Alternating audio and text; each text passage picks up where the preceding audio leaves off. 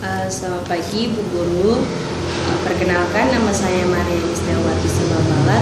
Saya dari kelas 11 IPA 2 SMA Santo Yusuf Medan. Saat ini saya akan bercerita mengenai Pers membawa kemajuan di Indonesia. Dalam sejarah perkembangan pers di Indonesia, tak lepas dari situasi masyarakat pada waktu itu atau pada masa kolonial Belanda. Munculnya pers di Indonesia bermula dari perkembangan sejarah pers Belanda sampai akhir abad ke-19 di Hindia Belanda. Menginjak awal abad ke-20 adalah sebuah awal pencerahan bagi perkembangan pergerakan di Indonesia yang ditandai dengan munculnya koran. Pada awal abad ke-20, para priai baru menuangkan gagasannya melalui pers atau media cetak mengenai isu-isu perubahan. Pers merupakan sarana berpartisipasi dalam gerakan emansipasi, kemajuan dan pergerakan nasional. Orang-orang pertama yang aktif di dunia pers adalah orang Indonesia, seperti H.C.O.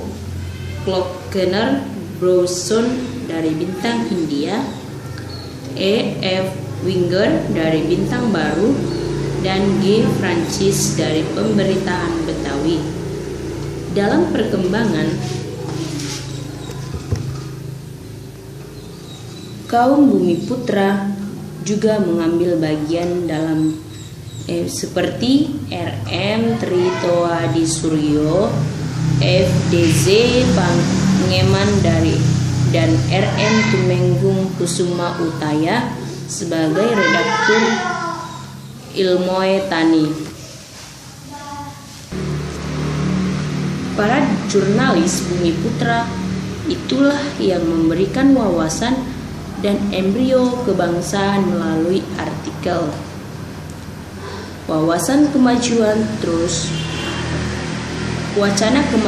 terus merebak melalui pers. Pers Bumiputra juga mempunyai fungsi untuk memobilisasi pergerakan nasional pada saat itu. Secara umum, pers mampu memperjuangkan objektivitas menjadi alat pendidikan, alat penyaluran aspirasi sebagai lembaga pengawasan dan juga sebagai upaya untuk penggalangan opini umum. Pada masa pergerakan nasional, pers bagi Indonesia sebagai alat propaganda demi kepentingan bangsa Indonesia. Dan pers ini memiliki dampak baik secara positif maupun negatif bagi bangsa Indonesia. Itu seperti dampak positifnya, yaitu memberikan ruang kepada publik untuk menginformasikan segala sesuatu yang berguna bagi khalayak umum dan semua golongan, dan juga dapat memberi tambahan wawasan Nusantara dalam kehidupan bernegara ataupun memberi ruang pendidikan secara umum. Dampak positifnya yaitu perkembangan pers mempengaruhi tingkah laku, pola pikir seseorang, di mana pers yang sudah tersentuh oleh arus globalisasi dapat menimbulkan pola konsumtif. Di mana di Indonesia dampak positif pers itu semakin berkembangnya aplikasi untuk memberikan kabar, bukan hanya secara tertulis, tapi ada juga dia secara digital, yaitu sekarang semakin berkembang melalui internet.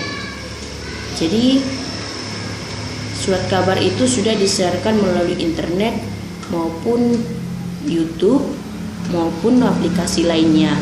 Dan jika misalnya hari ini terjadi sesuatu, maka semua orang akan secepat mungkin mengetahui kabar yang terjadi hari ini. Nah, itulah juga perkembangan pers yang makin terjadi di seluruh dunia, termasuk juga di Indonesia.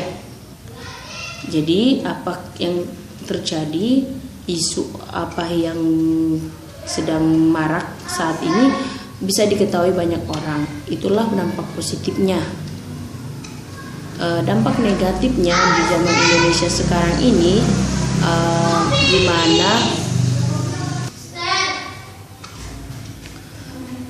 dimana dampak negatifnya di Indonesia berkembang pers itu, apalagi di kalangan anak-anak sekolah atau anak-anak remaja itu sangat nampak, dimana mereka mengikuti gaya hidup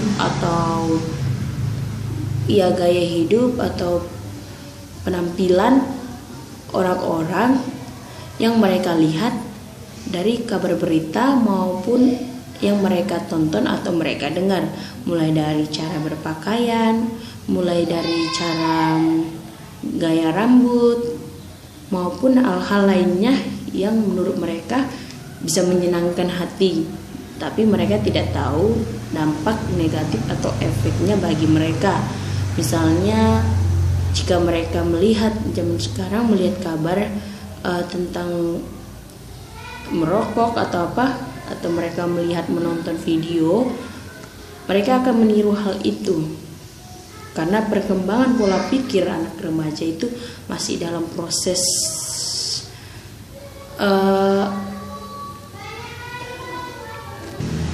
masih lemah gitu. Jadi lebih banyak atau lebih mengarah untuk ikut-ikutan seperti itu. Jadi kadang remaja sekarang sudah banyak yang menyalahgunakan pers yang ada di Indonesia yang semakin lama semakin berkembang akibat arus globalisasi. Maka pesan saya buat kita semua, mari kita pergunakan pers yang ada di Indonesia dengan baik untuk hal-hal positif.